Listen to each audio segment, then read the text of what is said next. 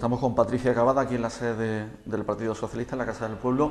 Patricia, muchas gracias por atendernos hoy aquí. A vosotros. Bueno, Patricia da un paso hacia adelante, yo creo que bastante importante, porque quiere ser candidata del PSOE, quiere ser alcaldable del PSOE al Ayuntamiento de San Fernando, a la Alcaldía de San Fernando. ¿Por qué este paso?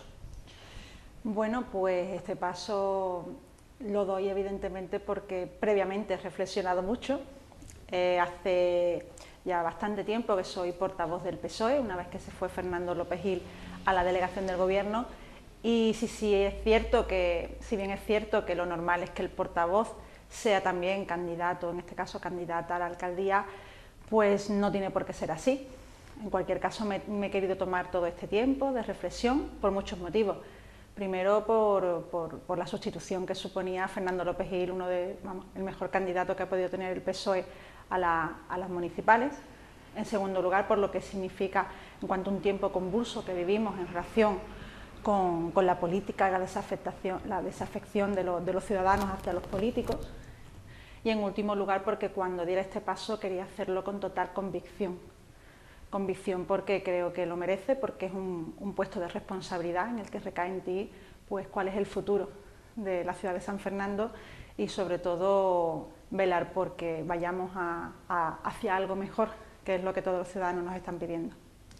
¿Sería la primera alcaldesa de San Fernando si gana las elecciones? Pues sí, la verdad es que es algo que me hace muchísima ilusión. Lo decía en la asamblea en la que lo comuniqué a los militantes de la agrupación que me gustaría sin duda no solamente alcanzar la alcaldía por lo que significa para el PSOE, sino porque de alguna manera haríamos historia siendo la primera mujer en alcanzar la alcaldía. ¿La familia qué dice de esto?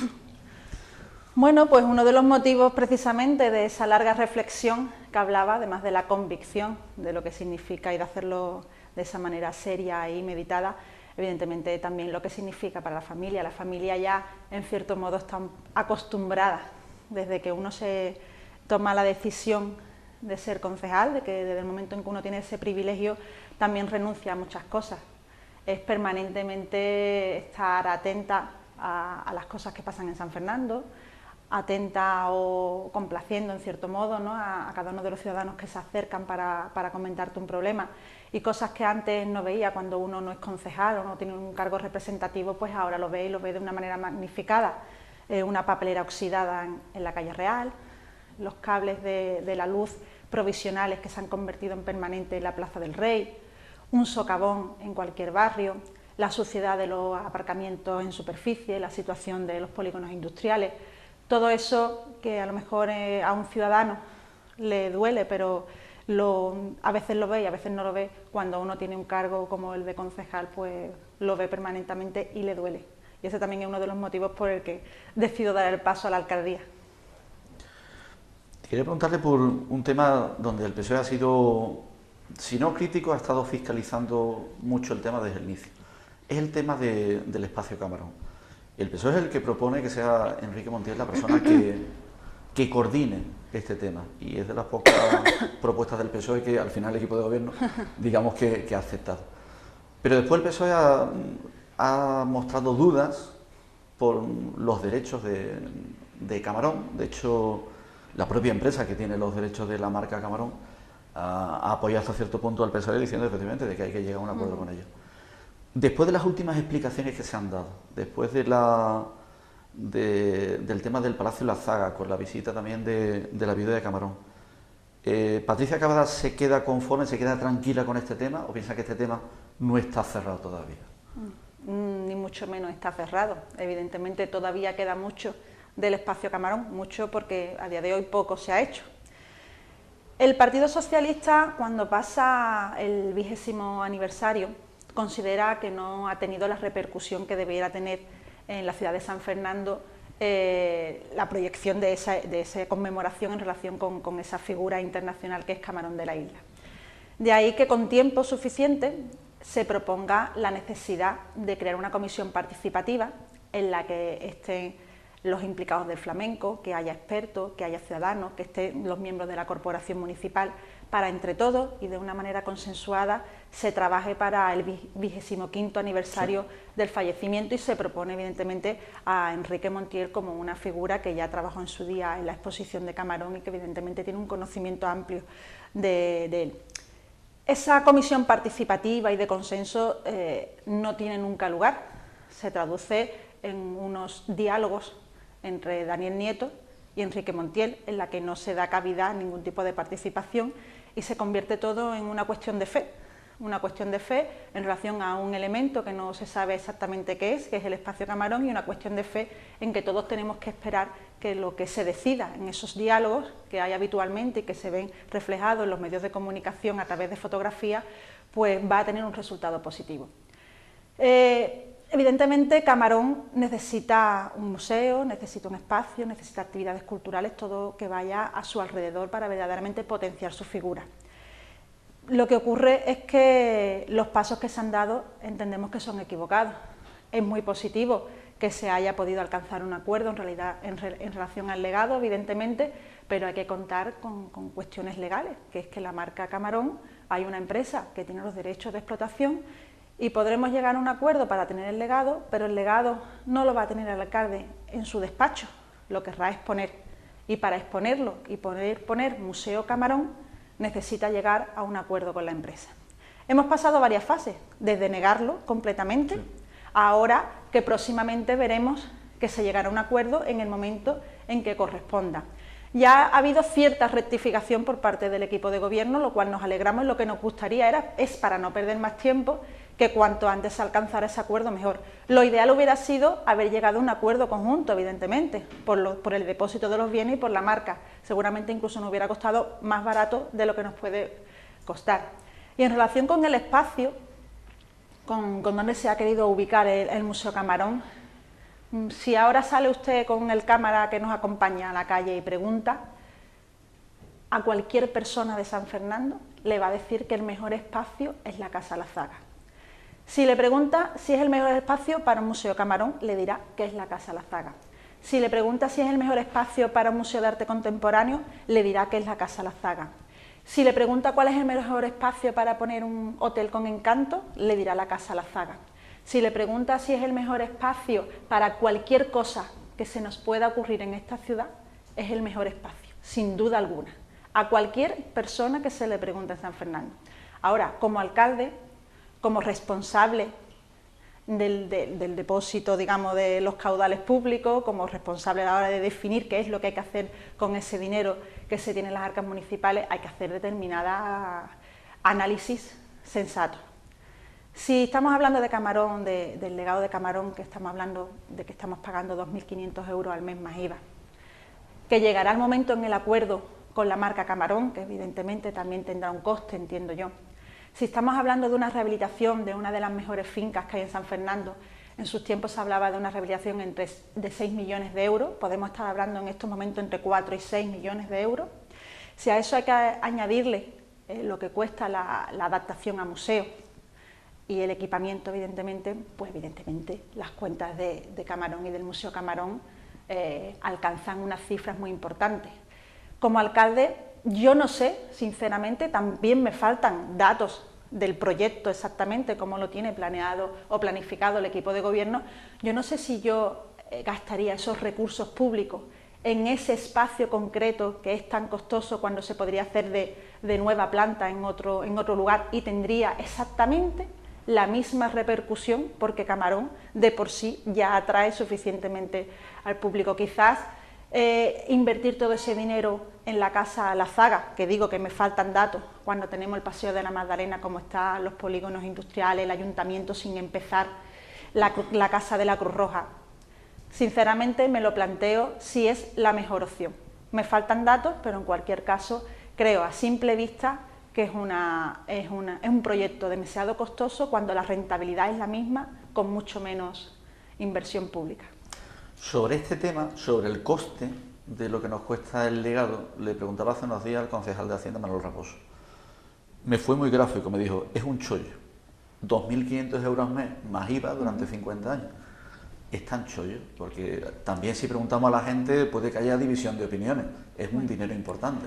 El legado de Camarón tiene un valor incalculable. Una empresa de tasación, estuve comentando con la empresa que tiene los derechos de Camarón, me comentó que había ido unos especialistas, la verdad es que es verdaderamente incalculable, eso sí es cierto. Pero bueno, la cuestión no es eso, también es verdad que si nos vamos a cualquier ayuntamiento, difícilmente encontraremos una obligación de pago de medio siglo. A mí cuando fue a pleno, economistas me llamaron por teléfono diciéndome, Patricia, es que es una barbaridad, es que es medio siglo, es que 2.500 euros de hoy, que tienen que ver dentro de 40 años 2.500 euros, lo mismo ha habido una debacle económica y es muchísimo dinero o no es nada, es decir, que en cierto modo tampoco es serio establecer una cantidad de 2.500 euros al mes más IVA de aquí a 50 años, que son muchos años comprometiendo muchos años de legislatura y de gobierno de este municipio. El legado de Camarón tenía que venir, a mí no me parece verdaderamente desorbitado, pero como digo, igual que decía con el espacio Camarón, aquí vuelven a faltarme elementos. Hemos llegado a un acuerdo de 2.500 más IVA al mes sin saber cuál es el legado que va a venir. No había inventario cuando fue a pleno. Desconocemos si a día de hoy sigue habiendo inventario. Y no solo eso, ya lo dije y lo denuncié, el convenio que fue a pleno, el convenio que nos enseñó a todos los concejales y a la ciudadanía, en definitiva, el alcalde, hablaba de todo el legado. En cambio, el convenio que definitivamente se firma con la familia de Camarón habla de un número determinado de objetos a determinar por la familia de Camarón.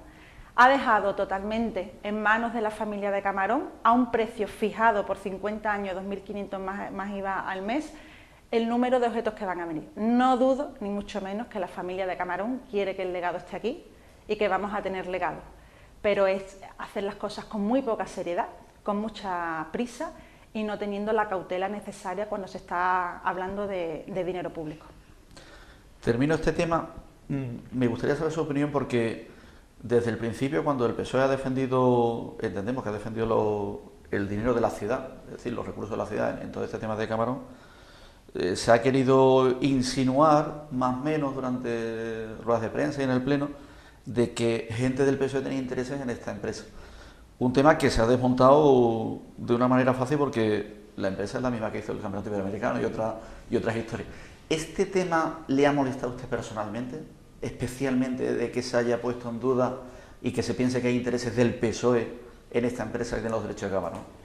Hay manifestaciones absurdas que evidentemente mis intereses mi interés en defender, reitero, los intereses de los ciudadanos está por encima y a mí personalmente pues no me molesta. A mí lo que verdaderamente me molesta es que no se reconozca que las cosas hay que hacerlas bien. En este municipio estamos acostumbrados a hacer las cosas mal, muy mal, y a empezar las cosas mal y que terminen mal. Pruebas de ello, el Parque de la Historia del Mar empezó mal y a día de hoy seguimos sin tener ningún tipo de actividad en el Parque de la Historia del Mar. Y como eso, otros muchos proyectos que se han sucedido. Y ese es mi interés, que se empiece bien porque lo merece, porque llevamos demasiados años ya esperando el desarrollo y potenciar la figura de Camarón de la Isla en su ciudad natal, y si se hace mal, terminará mal. Y yo lo que quiero es que Camarón tenga el mejor espacio, que tenga una planificación adecuada a la figura. Estamos hablando de que la empresa Below, de la que se está hablando, pues tiene toda una planificación en la que hablamos de franquicias de taberna flamenca, hablamos del proyecto del Museo Camarón, de Museo de Flamenco, junto con otros espacios también culturales en Málaga, hablamos de un museo en Shanghái, de un canal de YouTube, es decir, una planificación estratégica realizada por profesionales que tienen una visión de lo que debe ser Camarón. Y ahí es donde deberíamos estar, deberíamos ir de la mano con esa empresa que tiene los derechos, que son profesionales del desarrollo de marcas como Real Madrid, por ejemplo, y como otros grandes, Fernando Alonso, etcétera, dejarnos de ver aquellas cuestiones que no tienen sentido ninguno, porque además si esa relación dice que tiene con el PSOE, Below ha llevado la campaña de Zoido, ha trabajado con Alejandro Agag, yerno de José María Aznar, ha trabajado en el Festival de San Sebastián, ha trabajado con ayuntamientos de todos los signos políticos.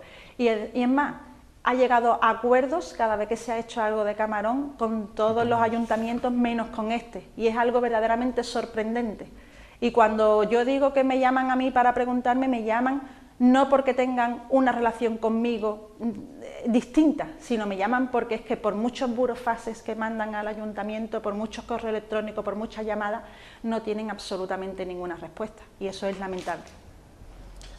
Le cambio de tercio. ¿Usted sigue creyendo en el proyecto del tranvía por San Fernando? Totalmente convencida en el proyecto de tranvía. Me hubiera gustado que la obra se hubiera desarrollado de otra manera, evidentemente, que no se hubiera retrasado, que no hubiera habido los problemas, pero yo estoy convencida de que el tranvía ha sido muy positivo y será todavía más para San Fernando. La transformación de nuestro espacio de público, de la calle Real, una de las mejores calles que hay en nuestro entorno, en los municipios de nuestro entorno, pues se ha visto. La peatonalización ha servido para que la ciudadanía pueda disfrutar de la calle, que pueda apreciar la arquitectura de las viviendas que tenemos la suerte de tener en la calle. Antes no la veíamos la circulación, hemos pasado desde las caravanas de los domingos, cuando hace muchos años que la veíamos permanentemente, a un tráfico de doble sentido, las aceras pequeñas con terrazas y que no había espacio, coches aparcados, a un espacio donde la gente convive. La gente convive y podemos salir cualquier día por la tarde que veremos las terrazas enteras llenas de gente disfrutando de su ciudad, relacionándose, y eso es positivo.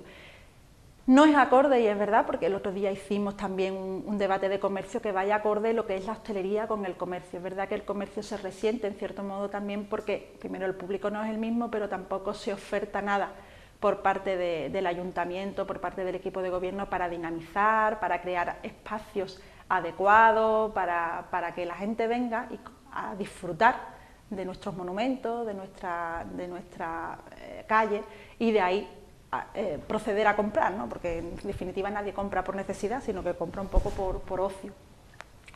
Perdón.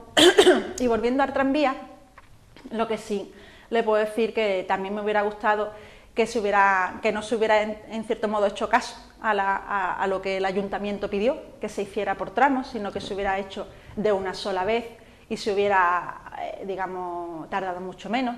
Me hubiera gustado que no se hubiera decidido por parte del ayuntamiento cambiar la pavimentación para que no tuviéramos los problemas que tenemos hoy en día, y que incluso lo cambió en contra de la dirección técnica de la obra, que dijo: si ustedes cambian el pavimento conforme a la obra no podrán pasar vehículos. No solamente se cambia, se toma la decisión, se pone un suelo, digamos, en cierto modo más caro, sino que además se permite total libertad de circulación de vehículos, tráfico rodado, como si fuera una carretera convencional en una calle que es peatonal. Esto evidentemente ha causado todos estos problemas en la pavimentación, y a día de hoy pues seguimos esperando que el alcalde pues llegue al acuerdo definitivo, ya con que decida definitivamente con la consejería, con la delegación de fomento y la consejería, cuál es la solución. Que quiero decir que ha sido una decisión que ha adoptado este ayuntamiento, se ha equivocado con la pavimentación que quería, y ahora, a pesar de eso, la Junta de Andalucía ha decidido poner sobre la mesa una solución, costear esto, que es un sobrecoste evidentemente, y dar una solución. Pero yo creo que va a ser atractivo, que va a permitir la movilidad en nuestro entorno. Los turistas que estén en Chiclana evidentemente cogerán el tranvía para ir a Cádiz, y cuando lleguen a nuestra ciudad pues verán la calle, verán, como digo, la grandeza de nuestro ayuntamiento, de la Plaza del Rey, de nuestros espacios públicos, y posiblemente pues tendremos más afluencia. Ya que saca el tema del ayuntamiento, ¿me puede explicar por qué el ayuntamiento está como está? Pues el ayuntamiento está como está porque aquí tenemos todos esos proyectos, esos problemas históricos que ninguno se ha solucionado en toda la legislatura que lleva el señor Loaiza al frente del ayuntamiento.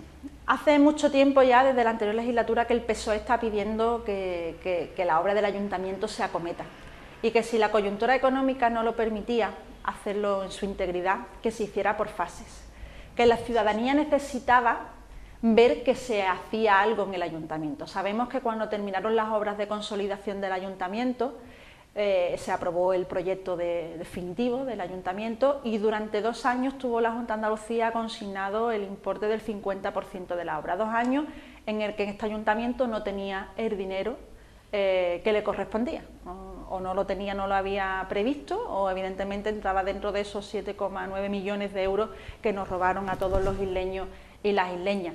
A partir de ahí, pues evidentemente, después llega el alcalde, este alcalde que tenemos, José Loaiza, y decide que no le gusta el proyecto. Un proyecto que había costado una cantidad muy importante de dinero, que era fruto de un concurso internacional de arquitectura y que había sido aprobado por pleno. Y él decide que no le gusta, y a partir de ahí lleva ya más de un año mareando la perdiz, diciendo que no le gusta, que va a mirar otro, pidiendo reuniones en la delegación del gobierno, que las ha tenido todas cuando ni siquiera es competencia de la delegación del gobierno, sino de la Consejería de Fomento, sí. Pero aún así ha tenido todas las veces la ayuda. Hace ya tiempo que salió en prensa, hace 2 meses creo que había pedido una reunión y que no se le había dado. Bueno, pues yo le digo que desde mayo creo que la delegación del gobierno le dijo que cuando quisiera una reunión que se lo dijera, que le dijera fecha, y tampoco ha pedido. No ha llegado a acuerdo tampoco con el arquitecto, en definitiva, no sabe lo que quiere hacer. Lo primero es definir qué es lo que quiere hacer y a partir de ahí lo que tiene que hacer es empezarlo. Y si ha dicho que tiene los 8 millones consignados en sus presupuestos municipales en el año 2014, no tiene excusa ninguna. Tiene que definirlo, que le corresponda a él como cualquier alcalde. Cualquier alcalde decide qué es lo que quiere hacer en su ayuntamiento y en este caso le corresponde a él y según dice él, que lo lleva diciendo y lo ha puesto en el presupuesto municipal, tiene dinero. A partir de ahí lo que le pido evidentemente es que empiece cuanto antes y sobre todo que lo haga como le pedí en el último pleno, contratando al mayor número de desempleados de San Fernando que se pueda dentro de la legalidad vigente. ¿Qué le pareció la renuncia de José Antonio Oliva como presidente del Comité de Empresa en Navantia? Temas personales, lógicamente, bueno, pero ¿cómo lo valora? Pues la verdad es que cuando son temas personales o familiares o de esa índole, solo cabe tener total respeto, ¿no? Ante eso no cabe valoración ninguna desde el punto de vista político. A José Antonio Oliva, pues evidentemente le he mandado un mensaje de ánimo en esta nueva etapa en la que no tiene ese cargo representativo y yo quería dejarle también distancia porque supongo que habrán sido muchísimas las personas que lo han llamado. Yo le mando un mensaje y me ha contestado que hablaremos y en eso estoy, esperando que cuando él quiera y cuando él lo decida nos sentemos y hablemos porque de él se aprende mucho, evidentemente, y se tienen muy buenos consejos, al menos todas las veces que yo he estado con él. Yo sé que ha descartado el tema de la vida política, pero sería un buen concejal, ¿eh? Yo no digo nada, ¿eh? Yo lo suelto ahí. Evidentemente, seguro que sí. Una persona que ha tenido tanta implicación con la empresa, con Navantia, que ha trabajado tanto y que ha dedicado eso tanto tiempo personal y que le ha robado a su familia, tiene todas las características para ser un concejal. ¿Qué le pareció la visita de la presidenta de la Junta de Andalucía a los 3 astilleros de Navantia? La situación como está y eso, el personal allí, el hablar con los trabajadores, en fin, ¿qué le pareció? Pues me pareció un hecho en cierto modo histórico.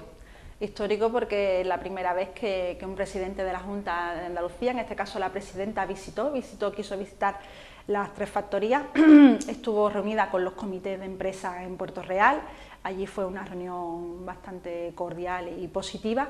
Y posteriormente pues vinimos a los astilleros de San Fernando que también necesitaban y que últimamente había habido varios anuncios de visita incluso del presidente Griñán que no se habían consolidado. Fue muy positiva, los trabajadores acogieron gratamente, la directiva la acogió gratamente y yo creo que deberíamos todos estar contentos de la apuesta que tiene el Gobierno de Andalucía, el Gobierno de Susana Díaz por los astilleros y por el sector naval como sector estratégico.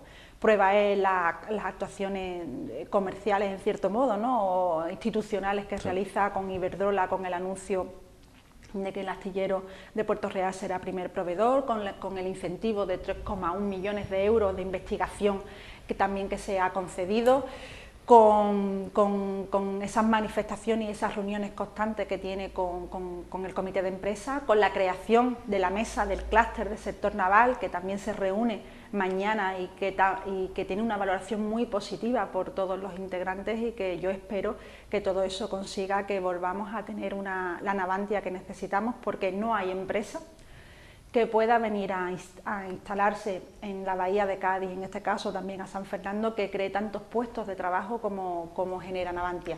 Estamos hablando de que perdón, la contratación de un buque de acción marítima significa que al día siguiente tenemos 5.000 puestos de trabajo. Desde la agencia IDEA, por ejemplo, en la Junta de Andalucía se incentivan a empresas de tecnología, de pastas, de conserva, de cualquier cosa. Y se hacen inversiones muy importantes de dinero público precisamente para potenciar que se instauren en nuestra provincia, pero ni mucho menos alcanza el volumen de mano de obra que genera el sector naval. ¿Qué le parecen las primarias del PSOE para elegir secretario general?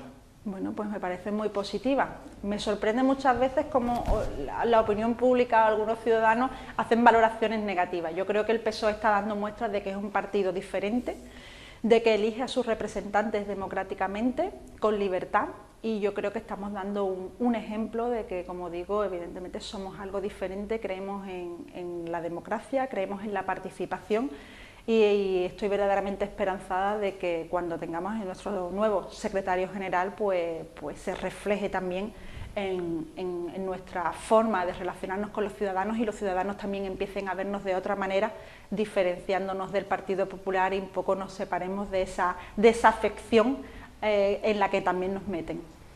¿Algún candidato que le guste más o eso se deja para el final? Bueno, yo me voy a reservar mi derecho al voto. Bien, bien. Ahí he estado diplomática. Esa desafección efectivamente del ciudadano de a pie, de los políticos, parece que está trayendo la consecuencia de que surjan nuevos partidos, tipo Podemos, etc. ¿Qué le parece? Porque son partidos que están saliendo, pero por ejemplo Podemos ha conseguido un resultado muy positivo en unas europeas. ¿Piensa que eso se puede trasladar de cara a unas próximas municipales? ¿Cómo valora toda esta situación? Las elecciones siempre son una incógnita, siempre. Uno puede estar trabajando durante 2 años de cara a unas elecciones, como si estuviera en campaña, y no sabe qué va a ocurrir ni un mes antes, ni 2 meses, ni incluso el día antes de unas elecciones. Con lo cual, hacer valoraciones a día de hoy en relación con esos partidos, como usted dice, de Podemos, es muy aventurado, mucho. Yo evidentemente pues reflexiono bastante sobre el tema, evidentemente porque me preocupa y porque también evidentemente me gusta reflexionar sobre estas cuestiones políticas, porque para eso me dedico a ello. La situación de Podemos en San Fernando, bueno, pues ha sido, la verdad es que ha tenido un resultado bastante positivo para ellos, siendo un partido nuevo. En primer lugar también porque en San Fernando, por ejemplo, tenemos la mayor población universitaria de la Bahía de Cádiz. Eso, si es un partido que se ha movido en ese entorno universitario, pues evidentemente ha tenido su reflejo en San Fernando, no así en barrios tradicionalmente, digamos, socialistas, más obreros, pero sí en otros barrios socialistas, menos obreros y más de, como digo, con una población joven universitaria. A partir de ahí lo que haga Podemos, pues no lo sé. No sé si habrá una estrategia a nivel nacional de comunicación como la que ha tenido a través de La Sexta, evidentemente que ningún otro partido puede pagar a día de hoy esa promoción, o si y si eso se va a reflejar en las municipales directamente o en las municipales. Evidentemente la gente va a ir, como tradicionalmente ha hecho, a votar una lista, a votar un candidato y una cabeza de lista que le dé esa confianza de que verdaderamente puede liderar un proyecto, puede liderar un modelo de ciudad que quiera alcanzar y que merezca ese reconocimiento o esa confianza como alcalde. Loayza ganó aquí las elecciones municipales en 2011 por menos de 400 votos. El PSOE ha ganado por unos 50 y tantos votos aquí las elecciones al Parlamento Europeo. El panorama es de máxima igualdad de cara a unas municipales. Es cierto que son elecciones distintas, que ya van a pasar 4 años cuando vayamos otra vez a la urna, pero la cosa parece que va a estar reñida entre usted y Loayza. Perdone que personifique, sí, pero sí. Entre el PP y el PSOE, ¿no? Bueno, si realmente comparamos que José Loayza lleva siendo alcalde 3 años, que llegó como un alcalde nuevo después de años de andalucismo, la cuestión no está igualada. Yo creo que es mucho más positiva para el Partido Socialista. Un alcalde que había llegado, como digo, nuevo, un alcalde que es presidente de la Diputación de Cádiz, un alcalde fuerte, de que debería ser fuerte, no se ha consolidado en San Fernando. Los ciudadanos y las ciudadanas se han visto totalmente decepcionados con la actuación de José Loayza. Él vino prometiendo un cambio, la gente votó un cambio, el partido andalucista pasó a 3 concejales, se reflejó ese cambio que pedía la ciudadanía, pero no lo ha visto reflejado en la gestión de gobierno.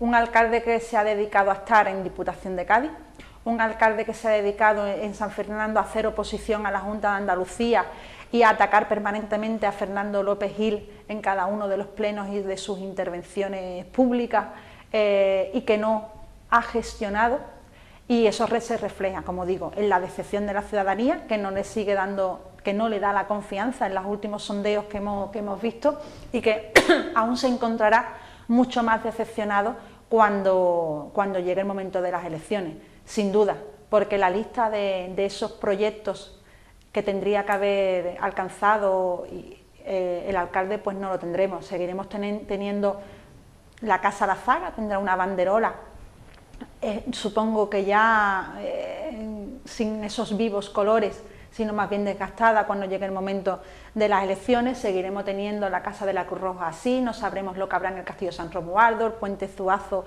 tal y como se encuentran, los polígonos industriales exactamente igual, el comercio con sus problemas históricos, sin generar el turismo, que también es necesario como pilar económico, con Janer demolido, pero no sabemos lo que va a haber, Polvorines, que tampoco se ha desarrollado. Es decir, si cogemos la lista de esos problemas que teníamos hace 10 años, José Loaiza habrá terminado su legislatura y seguirán exactamente igual. La decepción se reflejará y yo creo que ya se está reflejando. Rajoy ha hecho una propuesta hace no muchos días sobre el tema de que gobierne el candidato más votado. Es una propuesta que aquí en San Fernando no sabemos a quién beneficiaría, habida cuenta de que los sondeos podría estar la cosa así. ¿Usted qué opina de esa propuesta? Bueno, el Partido Popular ha hecho esta propuesta cuando ya en su día se había opuesto a ella, cuando lo propuso el Partido Socialista, en un momento en el que son muchas más las fuerzas de izquierda en este país. Y precisamente lo que pretende es consolidar a la alcaldía que ha conseguido en ese momento, que fue un voto de castigo hacia el Partido Socialista y hacia José Luis Rodríguez Zapatero, con esta propuesta de que sea el más votado. Desde el Partido Socialista ya se ha manifestado, yo creo que en los próximos días pues también se seguirá hablando de ello y se llegará al acuerdo que se tenga que llegar. Lo que se propone es que ya lo que propusimos en su día es que evidentemente sea así, pero con 2 vueltas. Bien.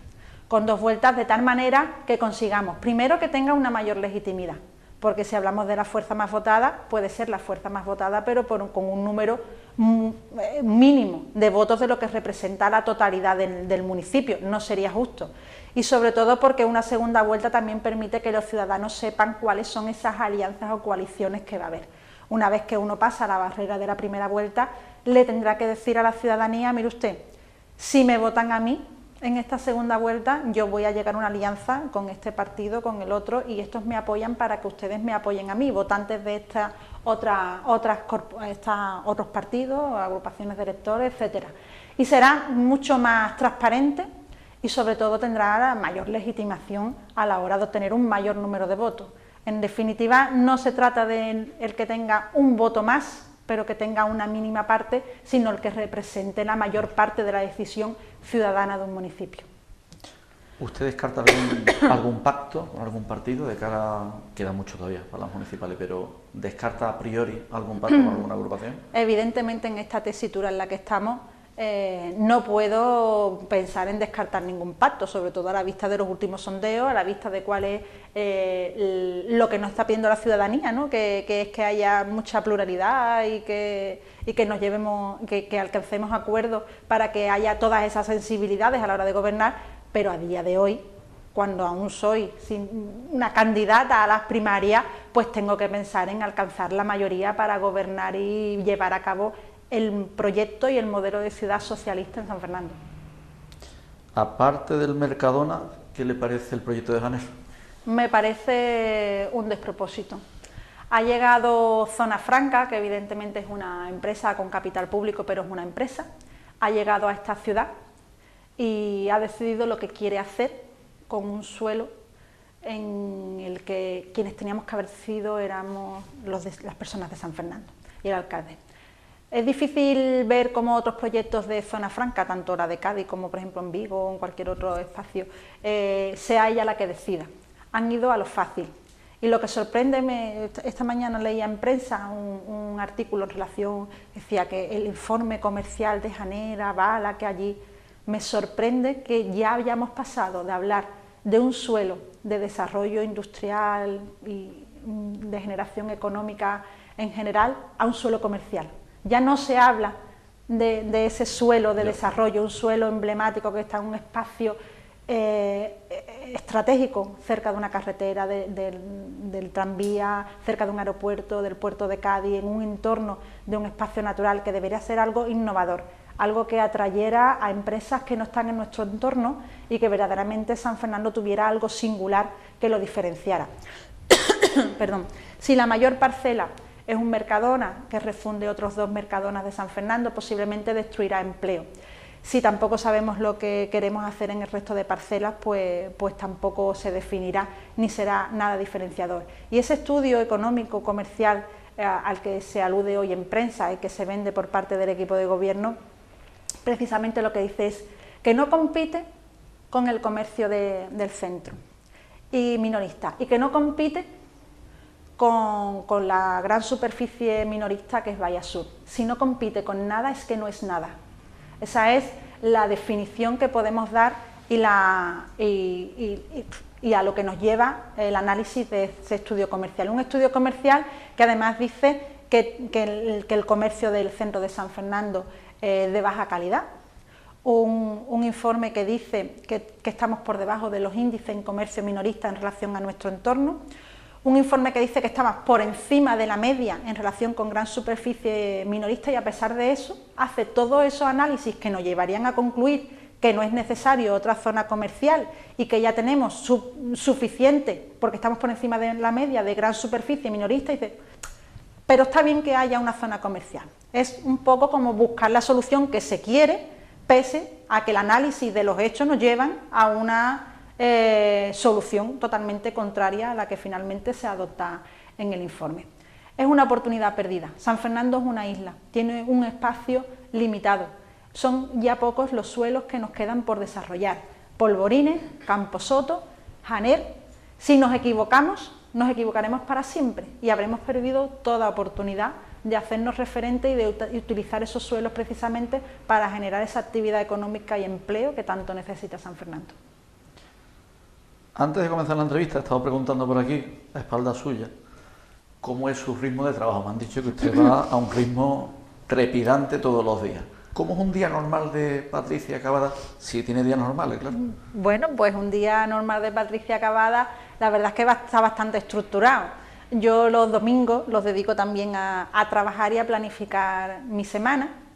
Y yo diariamente, pues nada, me levanto bastante temprano. La verdad, cuando me dedicaba a la abogacía, que me he dedicado muchísimos años, desde el año 98 que he sido abogada, pues nunca me he levantado tan temprano ni he trabajado tanto, era un trabajo mucho más relajado. Evidentemente este es más apasionante, además más gratificante, ¿no? Porque antes solucionaba los problemas de uno a uno de mis clientes y ahora soluciono los de un conjunto de la ciudadanía con una sola actuación, con lo cual me gratifica más.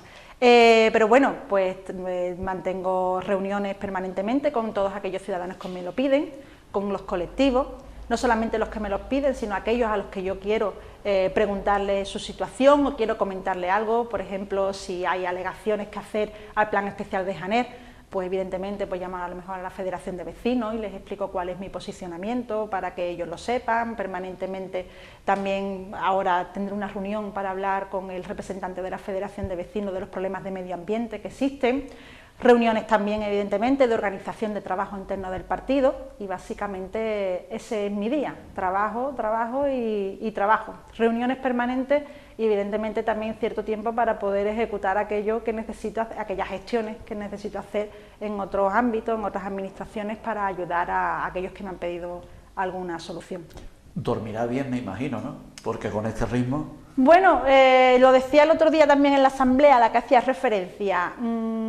He pasado un tiempo sin dormir, cuando tenía que tomar la decisión de si quería verdaderamente ser la candidata o no. Era algo que me quitaba el sueño porque era una responsabilidad muy grande y quería tomar la mejor decisión. Una vez que la he adoptado, pues sí, La verdad es que me dedico a dormir para poder dar toda la fuerza y dar todo de mí en el día de trabajo. ¿Y de vacaciones cómo andamos este verano? Algunos días cogeremos, ¿no? Este verano no hay vacaciones. ¿No hay vacaciones directamente? Este verano no hay vacaciones, hay mucho trabajo por hacer. Pues Patricia Cavada, agradecerle especialmente este ratito que nos ha dedicado aquí a Isla Televisión. Estaremos muy pendientes de este proceso, de estas primarias, y cuando sea candidata, que me da la impresión de que va a ser candidata, volveremos a hablar con usted y seguiremos este contacto. Muchas gracias. Encantada, gracias a vosotros.